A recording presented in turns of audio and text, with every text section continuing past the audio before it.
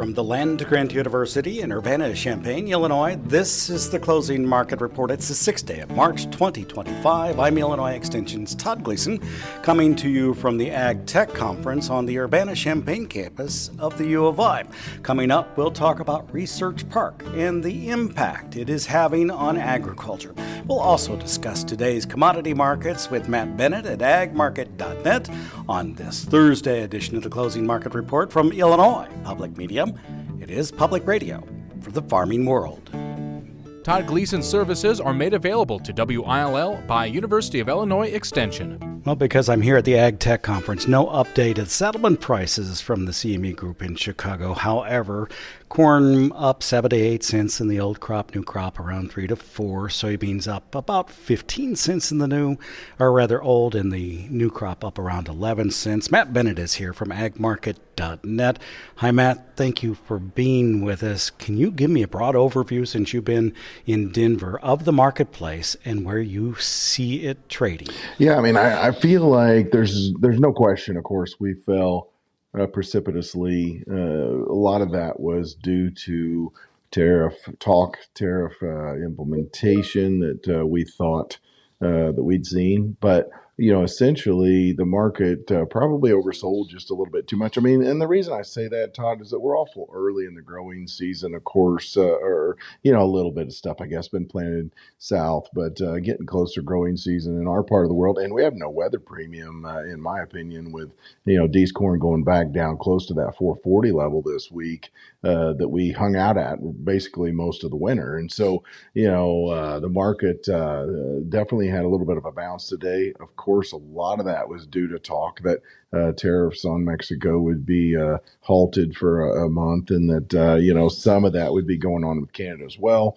And so I don't know. To be honest with you, you got to keep your head on a swivel with this tariff stuff. But it definitely shows you just how big of an impact some of these tariffs might have, if they are put in place. I mean, part of the problem, of course, is when tariffs go in place, they're not always the easiest thing to take back off, So I think the trade's been very sensitive to this. A lot of volatility in the marketplace. Can you get a handle on what direction we are headed at this time, or is it day to day? Yeah, I mean, our bias is that this market is probably done going down for the time being. We feel pretty confident that you'll have a shot at seeing better prices in here. The thing is that the growers sold an absolute mammoth amount of corn over the last several weeks. We feel like the grower is at most 25% ownership at this point. And so we got to think that with any inclement weather, whether it's in South America this spring with Mother Nature, whether she cooperates, and then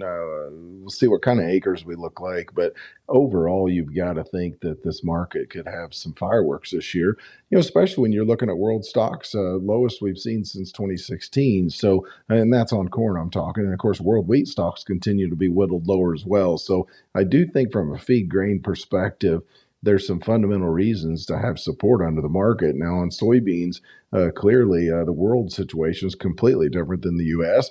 But as we look at these acres, I mean, you could be having some fairly low acre numbers here for U.S. Soybeans. And if that's the case, again, you've got to think there's going to be some support for this market. Did the strength in the soybean market surprise you today as compared to what happened with corn? Oh, a little bit, but at the same time, soybeans had an awful rough time this winter. I mean, you're looking at bean prices down here.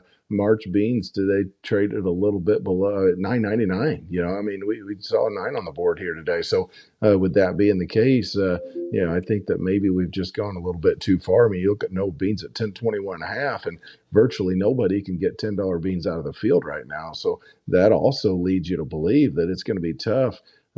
Corn's no beauty queen at 450, but at the same time, I think a lot of growers, especially in areas that they can't grow what I would call better yielding beans, we're super blessed here in Central Illinois with the kind of beans we've been growing the last few years. But you get farther north and people talking about 60, 65 bushel APHs, it's just really tough to be able to say you can make money at $10 beans. You got to have a incredibly low cost structure putting those things in the ground. So it tells us that this bean market might be able to at least get some support in here, maybe try to keep a few acres if you will, because in the U.S., balance sheet's going to look extremely tight if you get into the low 80s on acres, and I think that's a possibility. Given normal growing conditions, what should producers think about marketing the new crop, corn and soybeans? And I'm thinking USDA season's average cash price is in that 4 and 10 range.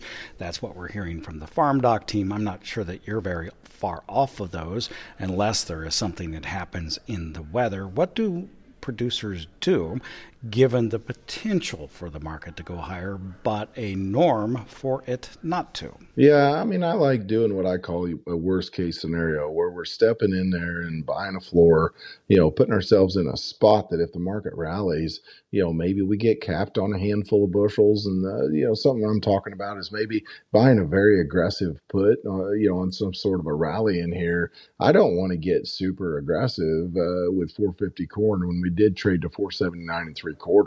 I think that there's a chance you could go higher here. I mean, in the last 20 years, your spring insurance price has been, you've rallied above that every year, at some point or another. Now, sometimes it's only been 3-4 cents, but at the same time, you've got to think there's a decent chance with that February average at 470, that we've got a shot at least another 20 cents in here if history's any prediction. So I've got to be a little more cautious in getting aggressive right now. And bottom line is, if you can't say you can make money in here, there's no sense in getting scared into making a sale out of fear that the market's going to move lower if you can't make that kind of sale work. Hey, thank you much. Hey, thank you too. That's Matt Bennett. He is with agmarket.net.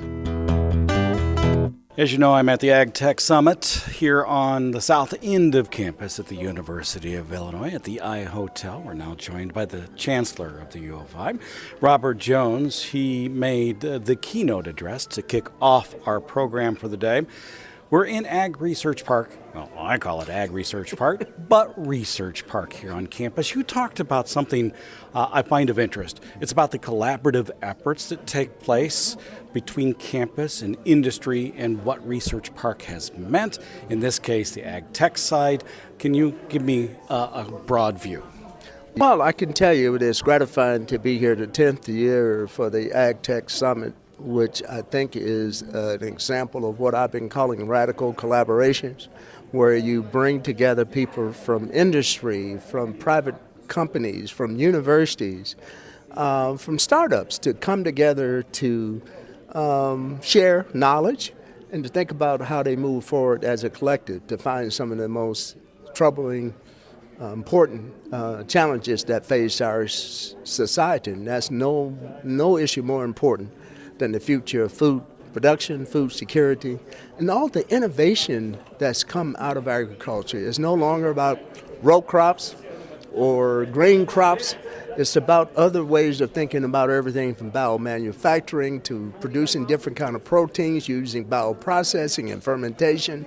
And so this summit is a way that really gives me great assurance that this community will always be a driver of AgTech because it is deeply ingrained in our land-grant mission, and we are able to bring a large group of people from around the country and not around the world to convene annually to share ideas and best practices and to work on collective impact strategies that's going to move the ag sector forward and will continue to be one of the fastest growing sectors not only in the state but in the nation and in the world. As a crops physiologist, it appears that this is your passion. I have heard you speak many times. This is one of the places that really strums your heart. It is. I identify with the land-grant mission, particularly in the notion of food production, food security, and that's why it's been such a great opportunity for me to have led this university for the last 9 years. And I leave with a great sense of assurance that it will always be a leader in this sector. And I certainly hope something that I've done and something I've said has given a greater sense of urgency that we got to keep gathering, we got to keep innovating, but most importantly, we have to work seamlessly together. Because ag is just, you think about it. We're the leaders in AI. And a lot of that AI is applied directly to agriculture. It has transformed how farmers or growers produce food and technology. Agriculture is a technology-driven industry now, more so than it ever has been. And I submit to you in the next 5 to 10 years through things like IFAB and biomanufacturing, it will continue to be so. So as one of the few chancellors who are deeply immersed in agriculture and food production, this has really been the high point of my academic career. As you move to the Northwest to lead another university, how do you view the University of Illinois' role across the planet in the agricultural world?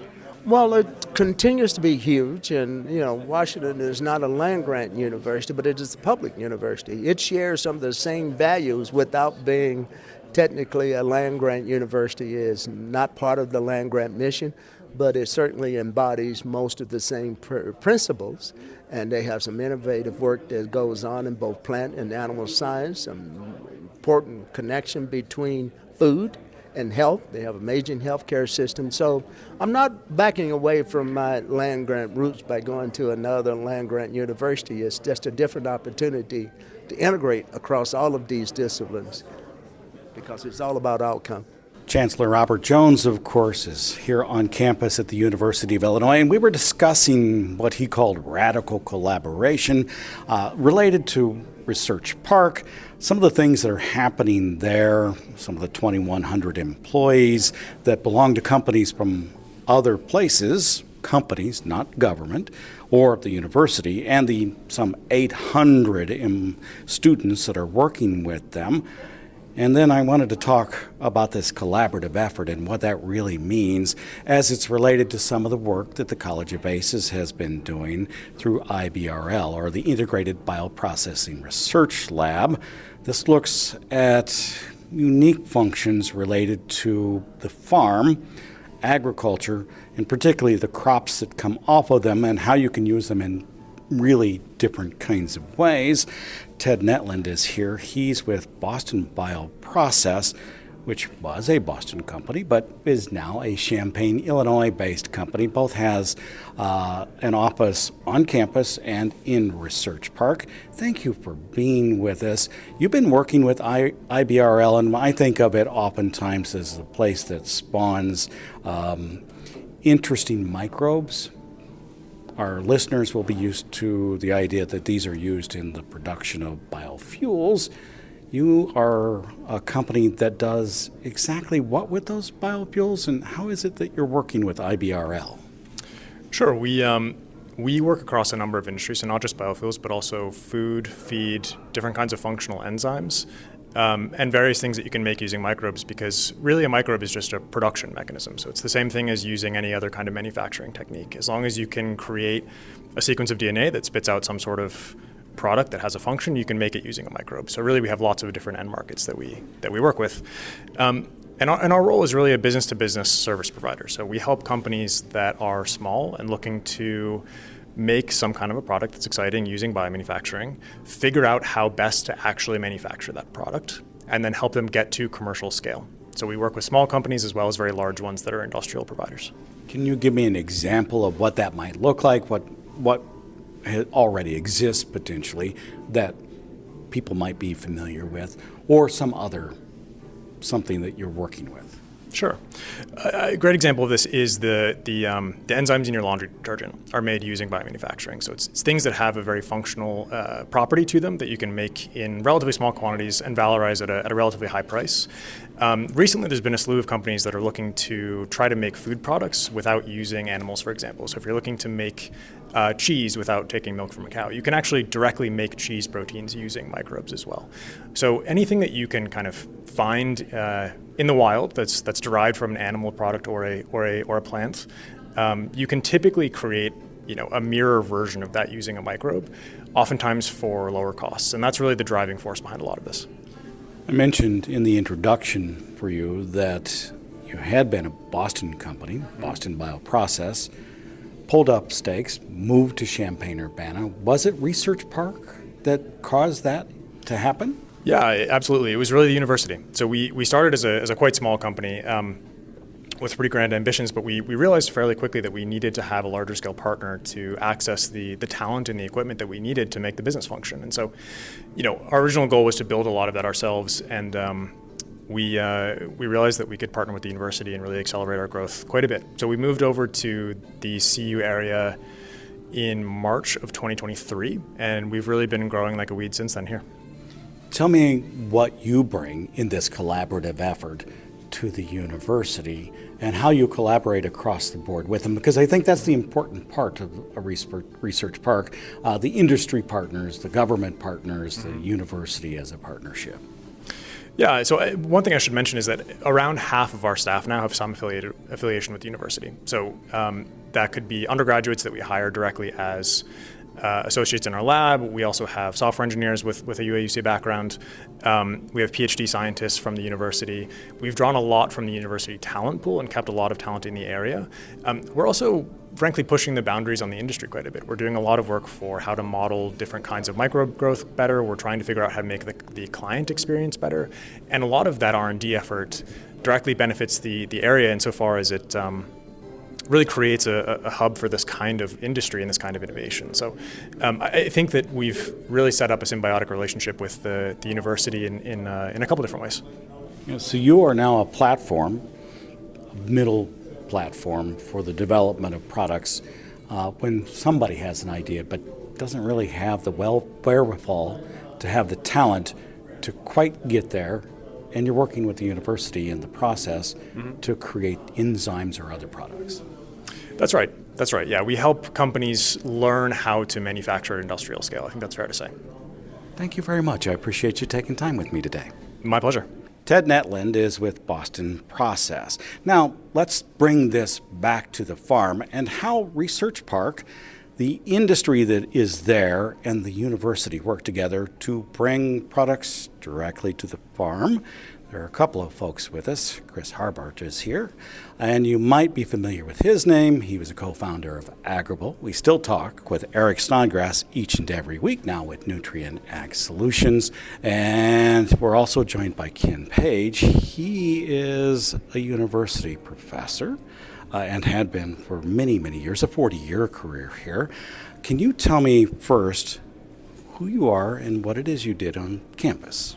Yeah, I'm a professor in the Department of Ecology, Evolution, and Behavior. I was a professor. I'm a full professor at this point, emeritus. I just retired, joined Frenzy full-time. I've taught courses in conservation biology, ecology, evolution, plant genetics. So Ken, you have worked within Research Park for a long time, and you have a nose to find really interesting companies. So can you put this together for me? We talked with the Chancellor about radical collaboration. We talked with Boston Process about long-term 3, 5, 7 year out kind of functions related to bioprocessing. And you have brought a couple companies along to the farm. What are we working with today as it relates to this company called Frenzy? So Frenzy is a great opportunity for us to commercialize wonderful intellectual property that's come from Ken and Ken's lab over his career and turn that into something that can become a product for farmers that can boost soybean yields. That's at a high level really what we're doing. We've come up with a way to increase soybean yields through Ken's research and do that reliably and repeatably year after year in a way that increases soybeans as much as 30% yield overall. Why is Frenzy in Research Park? It came from field studies I did 40 years ago when I was a PhD student, and I studied plant grazer interactions, ultimately that led to the discovery of increases in yield. That was a controversial topic, both in agriculture and biology, and probably still is today, but I brought it forward, and basically I've I moved to the genetic realm. I do molecular genetics work. I was a postdoc in a molecular genetics lab. So from that, I've discovered a gene and the process that increases the yield, and it's quite unique. If farmers are interested in this kind of technology, they want to learn more about it, can they find it someplace to learn? Can they look for Frenzy on the web? How do they do that? Yeah, so we're in a research phase of the company. We're just now popping our heads up and talking about the company for the first time, getting in relationships with the seed companies that are there. Combination of the Frenzy technology is having the right seed and then doing our process to that seed once it's in the field. So we're working hard right now to get the seeds that we need in the farmer's hands at the volume that will be needed to realize all of this. Can you talk to me just a bit about the technology, because it is molecular and genetic technology? Is the technology you're using inserted into the seed itself or the genome, or is it someplace else? Yeah, it's someplace else. It's not inserted into the gene, even though I can do that, and I have done that. We don't need to. It's a native trait. It's one that's naturally found in not only soybeans, but a lot of other crop plants, and we're bringing some of those to into the mix. Let's put it that way. What has Research Park meant to you as it's related to this product? Yeah, well, I found Chris. I decided in 2017 that the end of my career here, that I would start a business off of the research work, because we were working on soybean.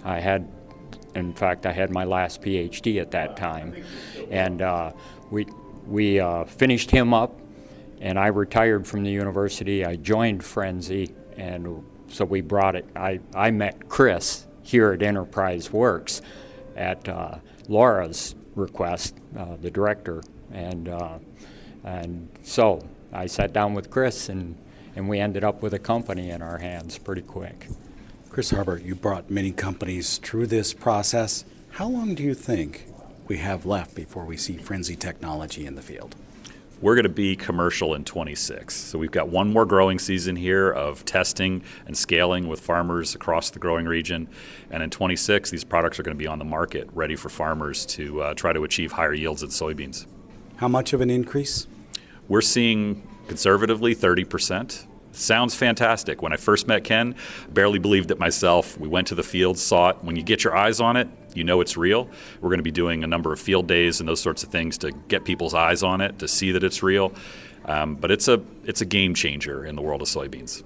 We'll follow Frenzy, keep track of when you come to commercialization, and I want to see it in the field. Thank you, Chris Harbert and Ken Page, for being with us. I'm at the AgTech conference today here on campus at the University of Illinois, exploring what Research Park and the collaborative efforts that happen here can do for agriculture and producers. You've been listening to the Closing Market Report from Illinois Public Media on this Thursday afternoon. I'm U of I Extension's Todd Gleason. Thank you for joining us here at Research Park and the AgTech Conference. Visit us online at willag.org. That's WILLAG.org.